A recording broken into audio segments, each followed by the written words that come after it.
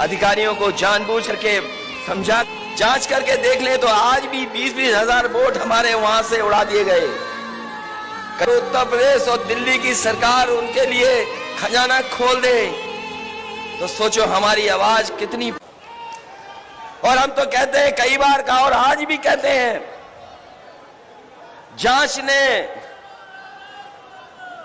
जांच करके देख ले तो आज भी 20-20 हजार वोट हमारे वहां से उड़ा दिए गए।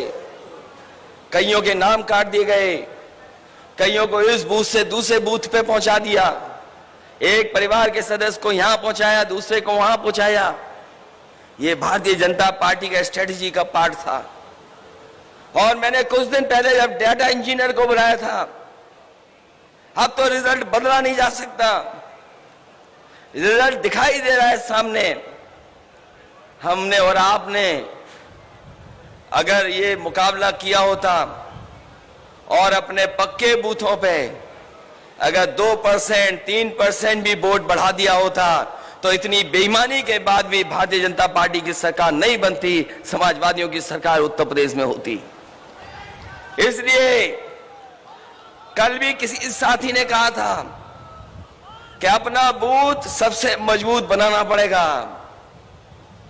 एक भी वोट बटना नहीं चाहिए। पूरे देश की राजनीति को दिशा देगा उत्तर प्रदेश, और पूरे उत्तर प्रदेश के लिए साजिश षड्यंत्र और न जाने कौन सी नई चीज लेकर के आएंगे बीजेपी के लोग। बीजेपी के लोगों ने प्रचार किया अपना झूठ छिपाने के लिए कि राशन से उनकी सरकार बन गई। उन्हें साइलेंट वोट मिला है। साइलेंट वोट हमारी माताओं बहनों के लिए कहते हैं, पिंडा में एकदम आगे निकल गए हैं। इसलिए जमीन पर जहां मुकाबला करना है कोई आपका साथ नहीं देगा, इसलिए आपको एक दूसरे का साथ देना पड़ेगा। ये जो संस्थाओं पे बैठे लोग हैं वो आपका साथ तभी देंगे जब देखेंगे कि आप ताकतवर हैं जमीन पर, और अगर जमीन पर कोई भी ताकतवर है आज तो हमारे समाजवादी साथी हैं, उसका कोई मुकाबला नहीं कर सकता।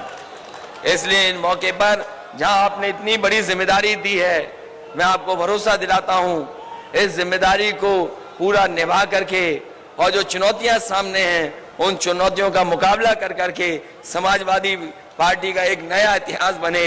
जो जिम्मेदारी हम लोगों को मिली है, जो विरासत में हम लोगों को, चाहे वो लोहिया जी के सिद्धांतों की मिली हो, हमारे मोहन सिंह जी, विभूषण तिवारी जी, बहुत सारे समाजवादी नेताओं ने और नेताजी ने जो संघर्ष का रास्ता दिखाया है, उसी विरासत को आगे बढ़ा करके कम लोग होंगे जिनके ऊपर इतने मुकदमे लगाए गए हों, झूठे मुकदमे लगाए गए हों, और अधिकारियों को यह भेज करके भेजा गया हो कि आपको प्रमोशन, आपकी तरक्की और आपको अच्छे स्थान पे तभी पोस्टिंग मिलेगी जब आप अन्याय करेंगे।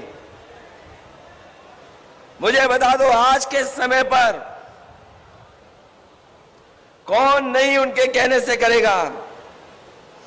अधिकारियों को जानबूझ करके समझा करके ये भेजा जा रहा है कि आपको किस पे झूठे मुकदमे लगाने हैं, किसके ऊपर अन्याय करना है।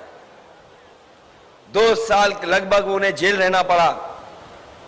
उनके परिवार का कोई सदस्य नहीं बचा जिसके ऊपर झूठे मुकदमे न लग गए हों।